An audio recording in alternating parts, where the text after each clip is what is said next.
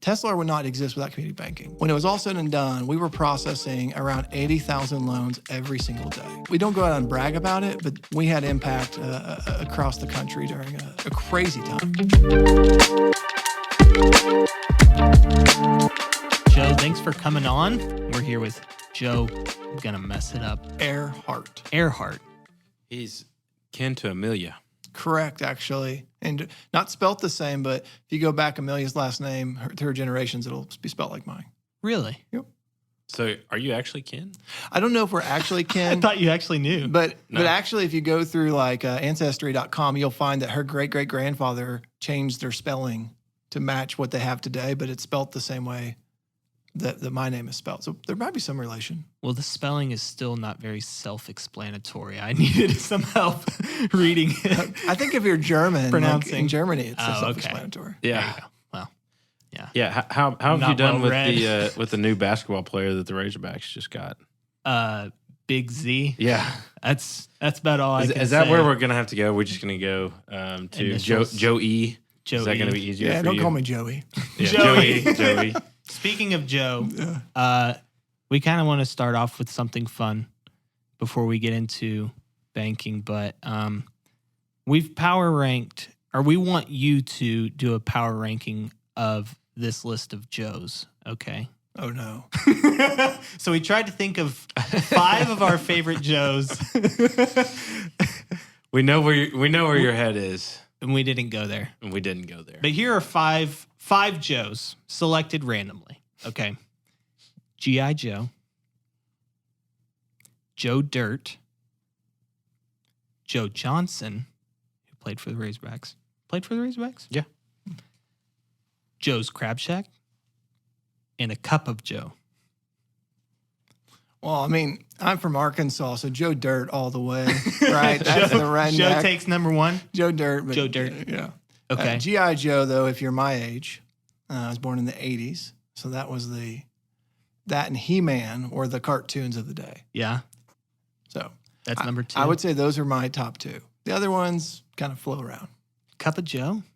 I don't like coffee. Really? Is that No. a 5 spot for you then? I would love to love coffee. I've tried. Everyone in my office loves coffee. I just don't. So who knows? Everyone's got So something are weird. you a tea? Are you a tea drinker? I am an avid tea drinker, or if I have to go meet someone for coffee, it's always hot chocolate. Like a 5-year-old, but whatever. We know you because of your company. Yep. Kind of. We met riding bikes. But you've started a company that is a fintech company that helps banks across America, limited to America, international, Just the U.S. today. just the U.S. And man, we're really excited to hear just kind of about your background leading up to founding Teslar, and then hearing about what Teslar does day to day. So fill us in on where the idea started and, your background in banking. Well, like all good ideas, it comes because you get fired from a job usually. And that's kind of how mine started. I was very blessed, and I was a really bad student at the U of A. That was a blessing because I was short some hours and credits, and so I was paying my way through college being a teller. I worked at A&B Financial, Arkansas National Bank, if any of you remember that. Mm-hmm. And I did a special project so I could graduate. And I did it for the founder's name of that bank was Dan Dykema. And I did that project, and Dan's like, how would you like a real job? And so I became a coder for A&B. That was an amazing institution. They did a lot of great things, very tech savvy. In fact, I would actually say, fast forward many years later, there's still a lot of banks not as savvy as they were back then. But they went astray and left this market and went to other markets, mainly St. George, Utah, and Jackson Hole, Wyoming, and Boise, Idaho. And those markets got crushed, especially St. George, which was a suburb of Vegas. So in the last recession, Vegas was hit very heavily, and that collapsed the bank. Essentially, they had about $1 billion worth of loans there, and they lost about half of them, which crushes capital. When that bank went under, we all got fired. So that's how I joke I got fired. I didn't actually get fired from the bank, but the bank got fired. And so I had a choice. I could start another job, and I'm a pretty risk-averse person, but I always loved the idea of owning a business. So I told my wife, I said, why don't we try something in banking during this crisis. At A&B, I was in charge of internet banking, online banking, lots of technology, doc prep, the LOS for the bank, consumer lending, credit card lending, gift cards. And so I decided I would start an exception process for ticklers, we like to call them in banking, which is just, hey, you messed something up, you didn't do your job right, what did you not do? Horrible idea. No bank was spending money in 2008, 2009. So we ended up, our first customer actually was the FDIC. And so one of the crazy parts about the FDIC, and I can say this now with a straight face, is that they have very stringent rules on how to become a vendor. But they also know how to get around those rules real fast. So they wanted me to be a vendor for them to go into Vegas and Greenville, Colorado, and other places, but there's no way I was going to get past all the background checks. So they took one of their pre-approved vendors and they said, you're going to pay every expense Joe has. Oh, And so we ended up being a sub-vendor for a company called First Financial Network out of Oklahoma City that sold loans. And so Teslar's first customer was the FDIC indirectly. We went to banks until the banks went to what's called a loan loss share agreement. And that ended selling loans because now the new bank would just take the loans. That's a long story how Teslar first got started. But then over the years, Teslar 3E, actually under the covers, what's called 3E software. I had a wife and a daughter. Still have that wife and daughter, but I had 3 more daughters. Oh, there you go. And that little daughter is now 17. She's going to be a senior in high school next year. So, people always say, "Oh, Teslar's an overnight success." I'm like, 15 years in the making if it's overnight. But so we did lots of stuff. We kept enhancing Teslar on the side, but really we only had a couple customers. We had First Federal Bank, which doesn't exist anymore. They changed to Bear State. United Bank out of Springdale, and Legacy Bank out of Springdale, who are still customers today. And so about 2017, we finally kind of kicked off what was Teslar. Well, it's going to be lending cradle to grave, and we got to do piece by piece. And then, 2019, we became Bank Think Tech. ICBA made a big kind of event where they wanted to find the coolest tech companies in the country that could help community banks. We got selected out of hundreds and hundreds of companies. We ended up winning that. So the ICBA says this is the most innovative product for community banking. That was the end of 2019. Things were going freaking amazing. We raised capital, like we were a rocket ship. We were ready to go. And then March of 2020 hit. And our pipeline went from completely full to busted overnight. And so then we're like, what do we do? Banks aren't going to spend any money. All they care about right now is keeping their customers afloat. I mean, it's pure panic, right? And so the first version of PPP came out, and we decided, you know what? Let's go help 7 banks. So we helped 7 banks with PPP round 1. Will you explain PPP to Sure. some of our listeners? Sure. So what happened was there was a fear that a lot of small businesses couldn't make it. And During COVID, yeah. Yeah, and if they couldn't make it, they then couldn't pay payroll. And if you can't pay payroll, then you don't get income taxes, and you get actually a loop that would be very bad. The government doesn't get funding, people don't have jobs, and it would loop itself. So the government's idea was Paycheck Protection Program. So the whole idea was we're going to give you a way to protect people's paychecks. So long story short, so I'll make the question, it's easy. We did a lot in PPP. We can get into more details on that. We ended up processing over 20% of all the nation's PPP loans. That has propelled Teslar to today, where today, Teslar, we have over 200 banks in some sort of the platform. We service 32 states. They range from 50 million. Our largest client's actually an Arkansas bank, still at Simmons Bank, about 27 billion. And so we got everything in between. And our goal is to be everything you do in lending. So like right now, we're building a complete spreading platform and a doc prep platform so that essentially if you have a customer that walks into a bank for a loan, under the covers, you may never hear about us, but Teslar should take care of it the whole way through. Yeah. That's kind of our goal. It's a very long story of how we got started. It's been a long journey, but it's actually running now, what I would say at a good company size. We're not huge. We're 70 people, but we're operating well and hopefully taking care of our customers. Yeah. So, Feels like a How I Built This podcast. Yeah, You ever listen to that? Yeah. So sorry. No, that's exciting. well, one of the things that intrigues me about Tesla is the name, and so could you kind of break down just the name Tesla? Obviously, I understand the 3E software platform that comes, but how did you come up with the name? What is it? Is it symbolic for anything, or what all went into that? Yeah, so when I first started the company, I had 3 different products that I thought, and this was back in 2008. There were 3 different products I thought that might make it.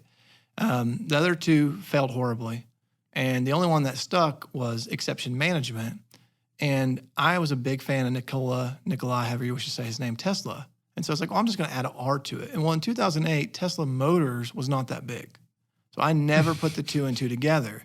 My second client ever actually turned Tesla into an acronym, which is not an acronym, but they called it a technical exception system, loan asset reporting. And I was like, that's very clever, but that is not where that came Not from. the intent. So it was just a random name. I put an R in the end of Tesla. Never knew about Tesla Motors in 2008. I mean, that's now it's like Ford or GM. Everybody knows Tesla Motors. But in 2008, they didn't. And so that's how the name came about. There's nothing special about it. interesting, yeah. Just random. Yeah. And we don't want to change it because that's what our clients know. Yeah. Yeah. And the other interesting piece is you're Arkansas born and bred, right? I am. You've been here in the state. Sounds like you went to the University of Arkansas, but where did you grow up? Some of those kinds of early background history. So my wife, who's from Minnesota, makes fun of me because I've only lived in 4 counties my whole life, and they all touch each other. So I was born at Washington Regional, the old one, and I went to school in Bentonville and Elkins, and then moved actually for a little bit to Neosho, and then McDonald County. So that's Newton County, McDonald County, then Benton County, and Washington County. So those are the 4 counties I've lived in a row. Finished my high school in Pea Ridge, so I'm a graduate of Pea Ridge High School, and then of course I went to the U of A for a bachelor's and a master's.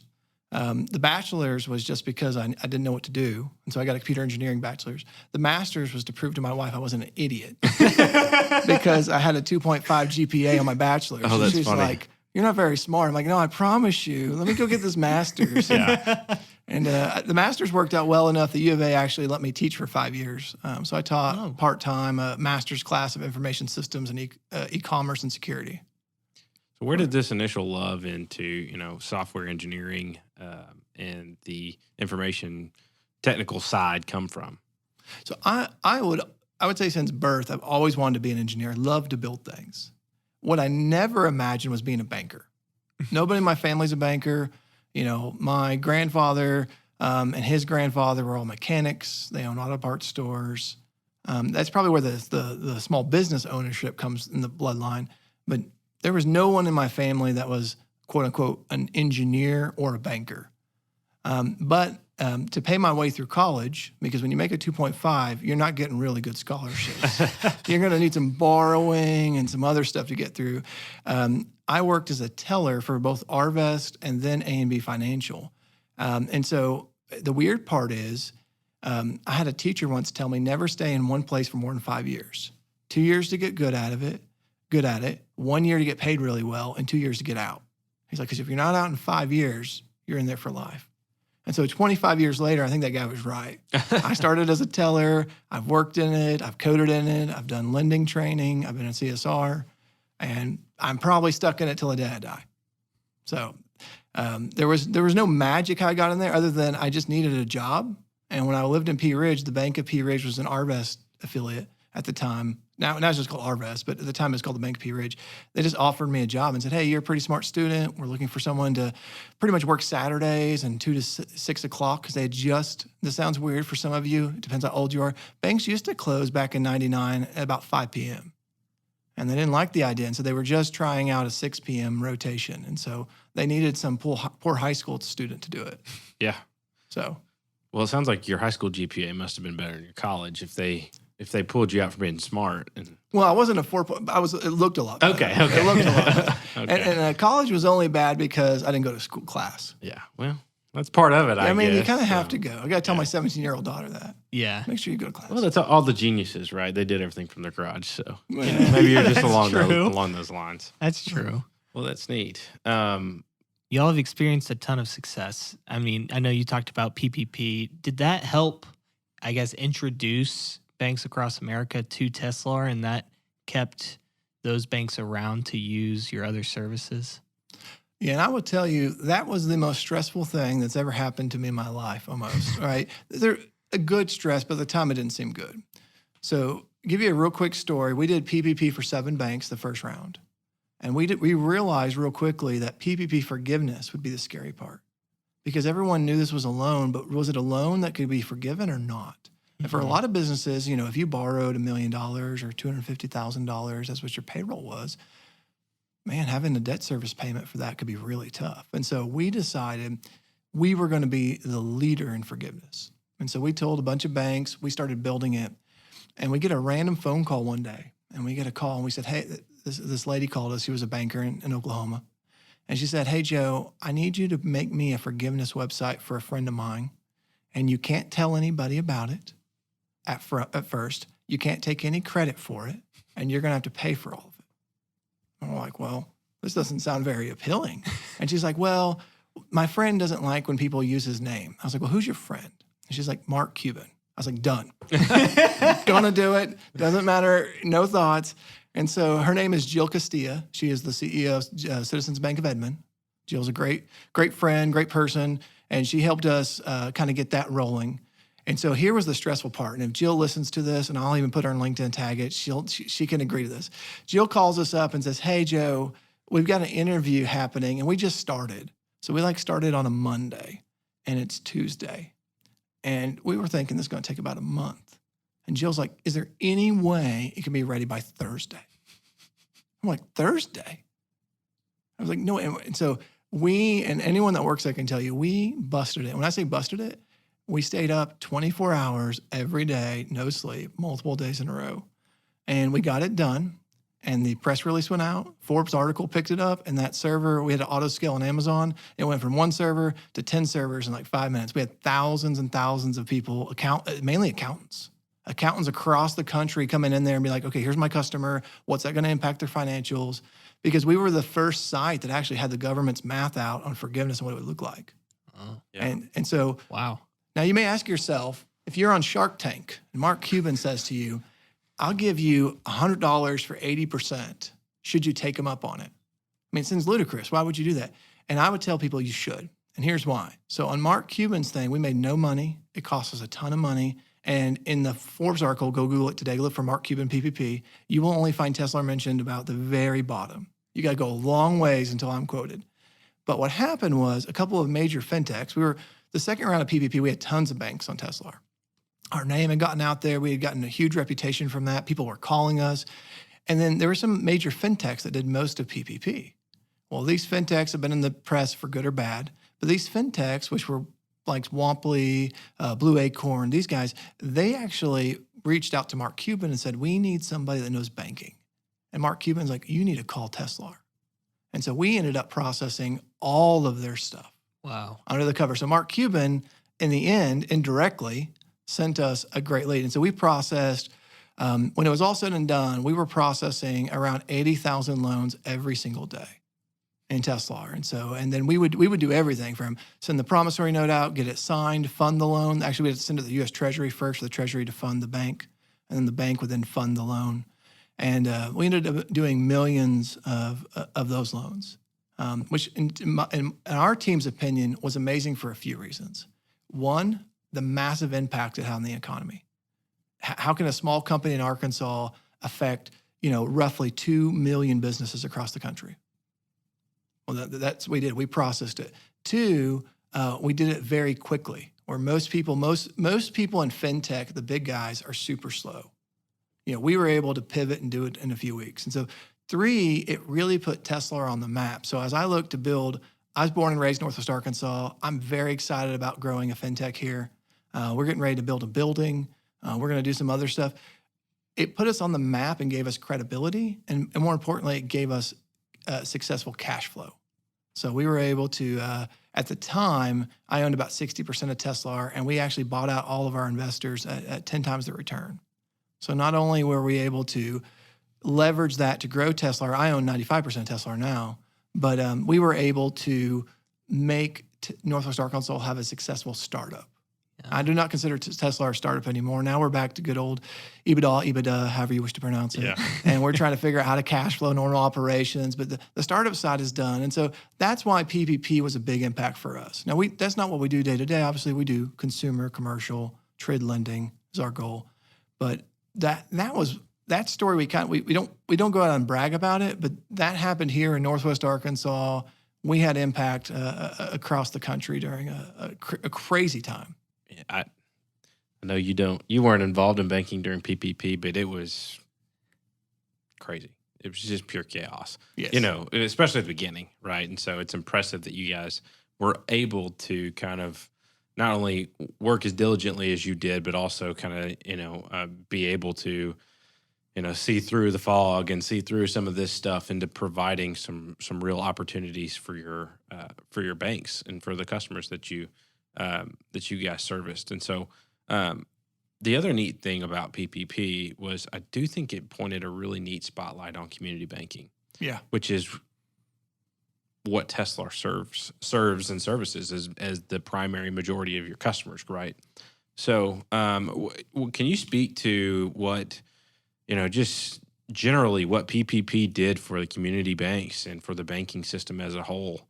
Not just, obviously, the Teslar piece is really, really neat and exciting that you guys were able to do that, but just the impact that you saw from the banks and the customers of those banks.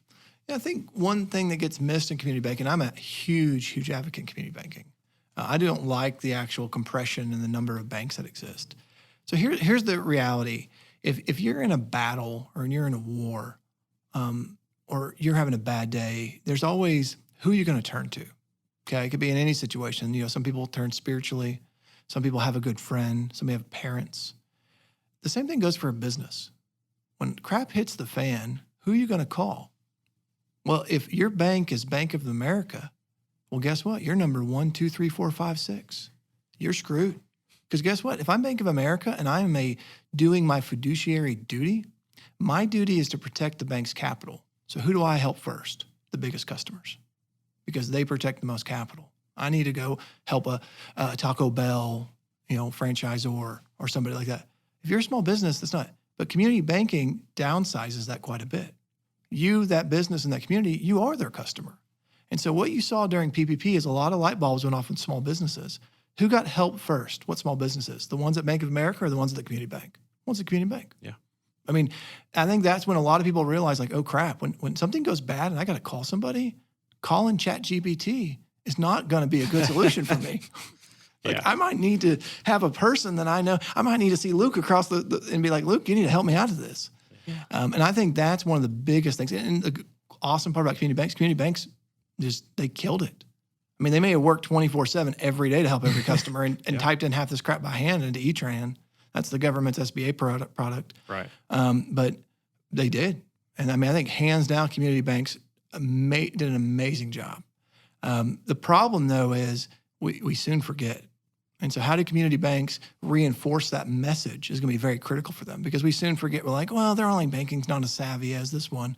And all of a sudden the customer wants to move. So, at my side as the fintech provider for community banks, that's my job to help solve that. But that's, for community banks, to your point, yeah, they did an amazing job during PPP. They were there when people needed them. Yeah. To take that train of thought and kind of go even further, since you are, not only you have a illustrious banking career now that's spanned several years, but we've talked about this.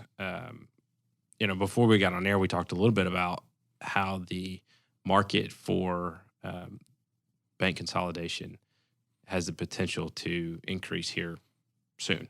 Yeah. And so we even mentioned, 14,000 banks in the 80s, down to 7. Down to 4. Down to 4. And what does that look like in the next 10 years? Do we cut it in half again? That has direct implications not only on Teslar but also the community banking sector and the customers, the small businesses.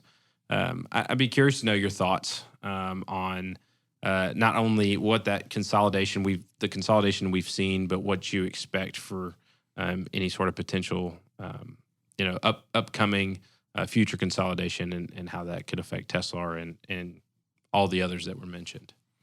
I think that the challenge is, so the first thing I'll say is there's a conference I go to, and I'm going to plug it real quickly, called Acquired or Be Acquired.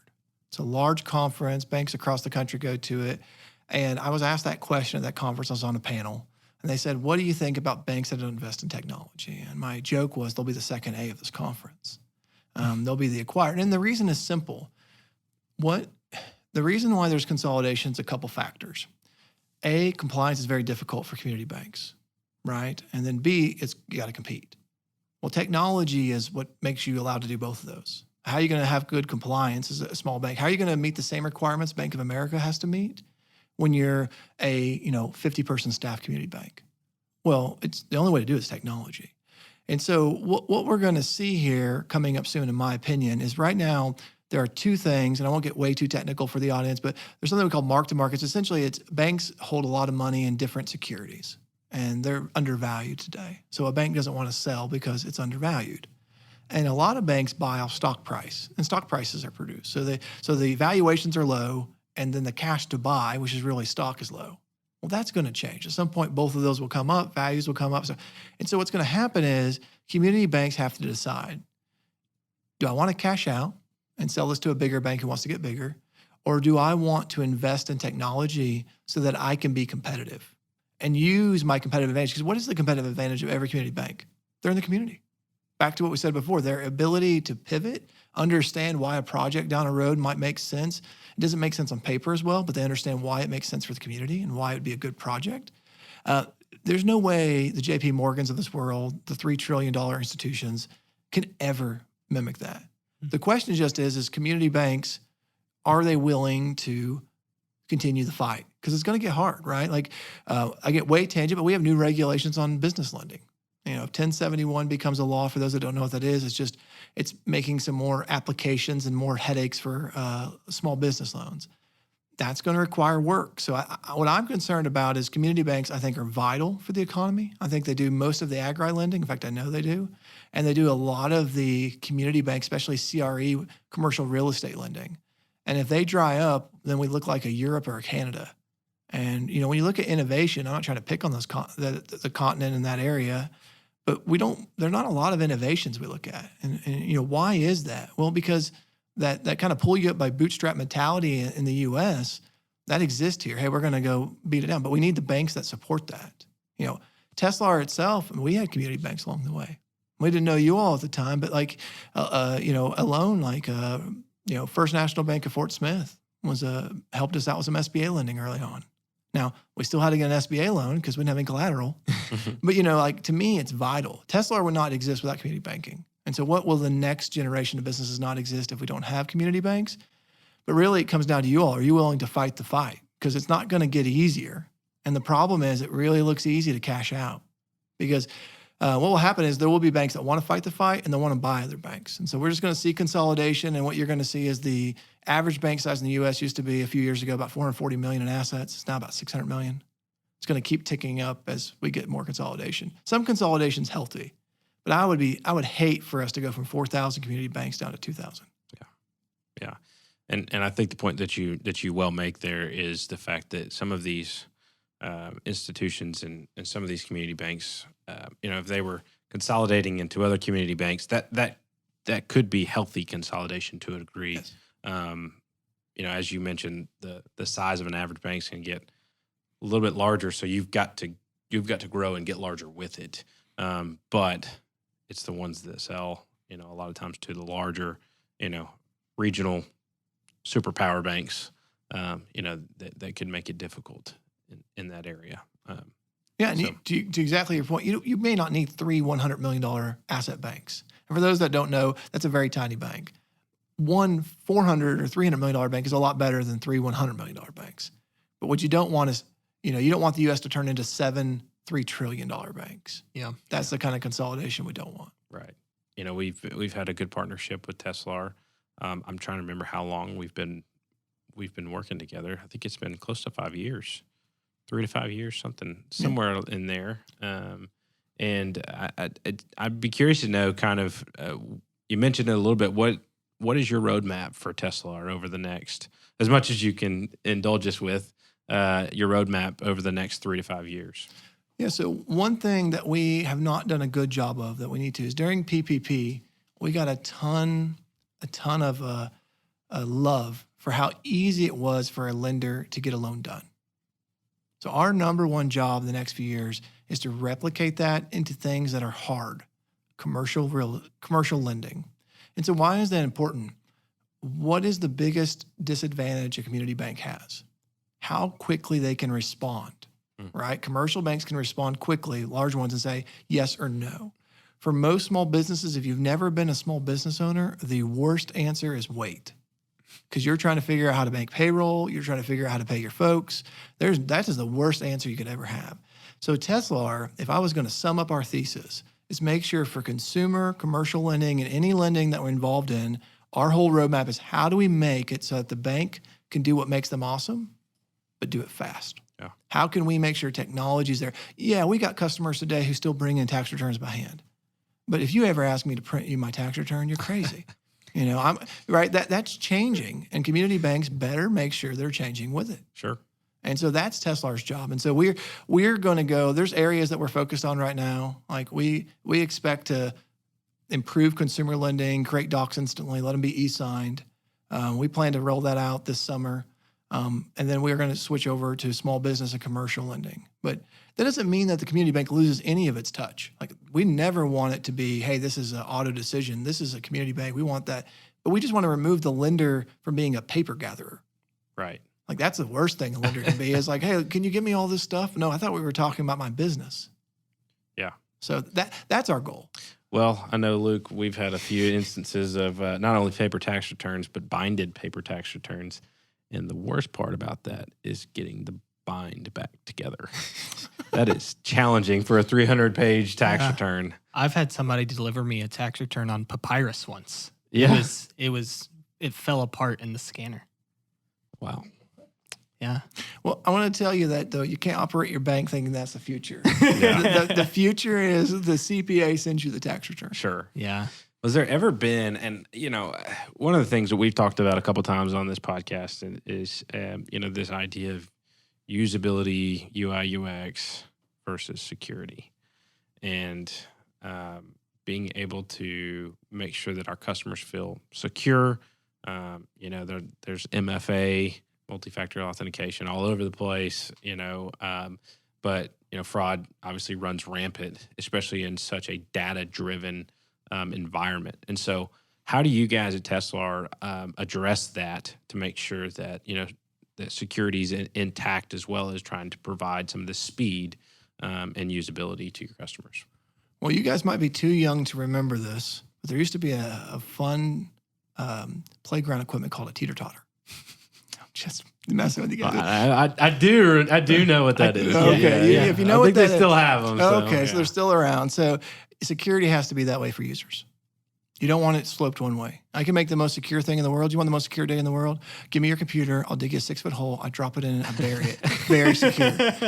But at the same time, you can't make it wide open. So one of our rules is always balance it. And then the second rule is always assume you'll get breached.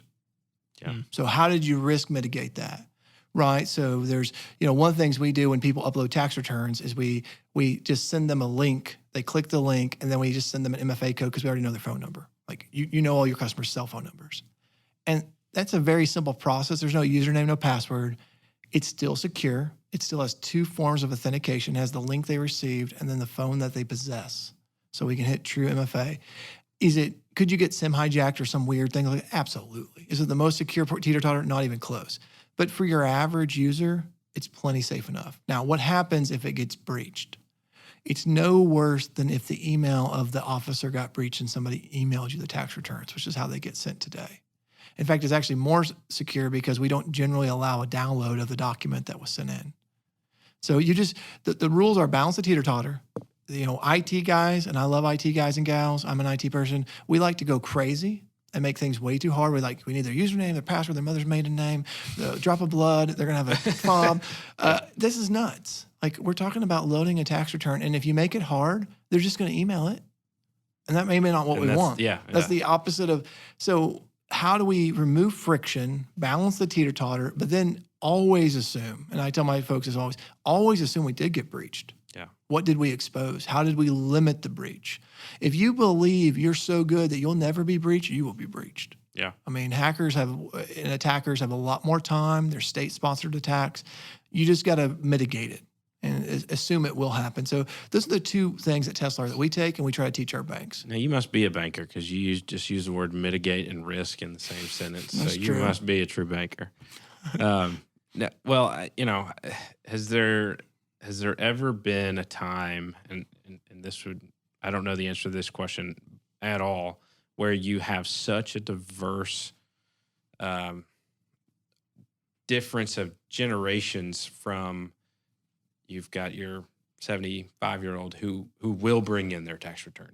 There's really not a question at that point. They're bringing in their tax return.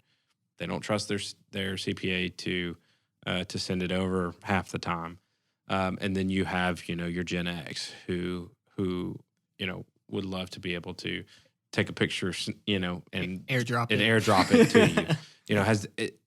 I'd be curious to know, in your time in banking and your time in the fintech world, has there ever been a more diverse range that both the fintechs and the banks have had to try to appeal to? I mean, I think it's a challenge. I think even when I started my career in the technology side in 2003, there were those that heard about this online banking thing over their dead body. Their account's going to be there. They're going to call up IVR, which is the phone system. So I think it always is. I think there's two things as bankers we can do.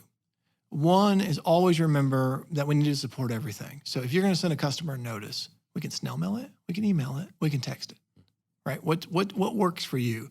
But two, we have to realize for small businesses, and this is just the truth of the matter, if somebody is operating a business who will be your big business one day, but they're your small one today, and that's one thing we can't lose sight of, is those big customers we love today were small at one point.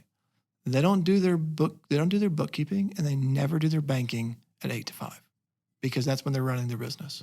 They're doing their bookkeeping and their banking after hours. So for banks, I think we have to realize, like, our new generation of customers, and it can be age dependent, but it may not be. It really is, they need to be able to be serviced when they're doing their books. And they're doing their bookkeeping when their store, their bakery, or whatever is closed. And so that's what I try to tell bankers all the time is like, yeah, we've got the guys that have been banking with us for 25 years that brought their tax returns in always. But what about the new home builder down the street that just started? The contractor, the guy that's the sub right now that one day will be the big GC. We need to service them because they're our future customers. And then lastly, there is the biggest wealth turnover. Some people call it the gold tsunami that is ever going to happen. That's new. I haven't heard that one. They call it the gold tsunami because everyone, you can call it whatever you want, but it's essentially we've got a lot of baby boomers are retiring. Every one of those baby boomers that have a massive amount of wealth were probably a business owner. And it's not, and they're handing it to somebody else who's not going to bring in your tax return. And then the last thing is think about AI. And I know that you're like, how can we have a podcast with AI? Everyone has to talk about AI. Oh, yeah. But think about, and we talk about this in Tesla, in the next 2 years, the job that we have in banks today of, is that a valid tax return? Do those spreads look correctly? Is that good? That job is eliminated.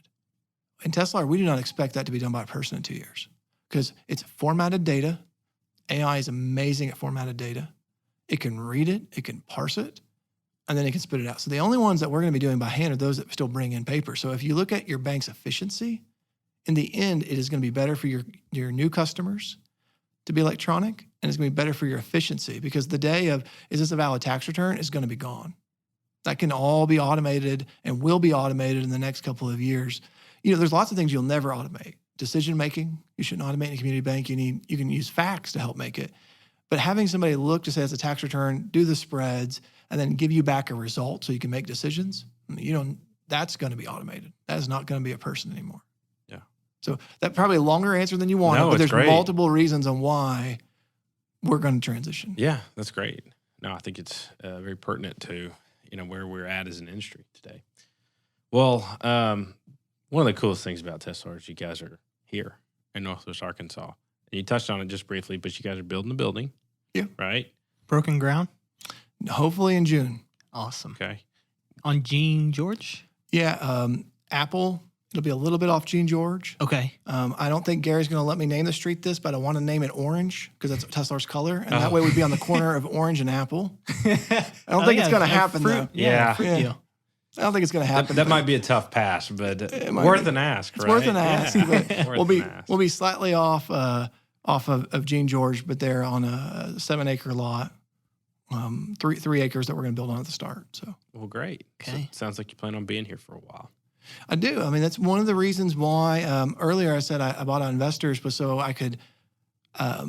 I wasn't stressed with like how do I get a return. Now we still have investors in, but now they're like we're in it for the long haul. Because like when you start a startup, a lot of people are looking for an exit in 5 years, and so you want to get if you want to leave in 5 years, well that's fine. But I'm looking at it for the long haul, and so for me, it's like how can we treat our customers right, be around for a long haul like we want our community banks to be, and one of the easiest way was to not have 5-year investors who want out in 5 years.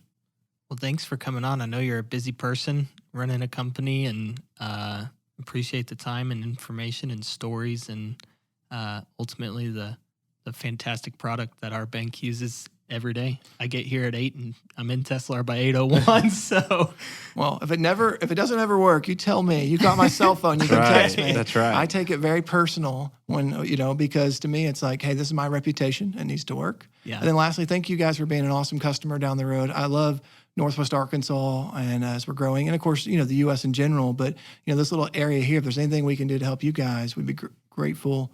Be glad to do it. Just ask. Yeah.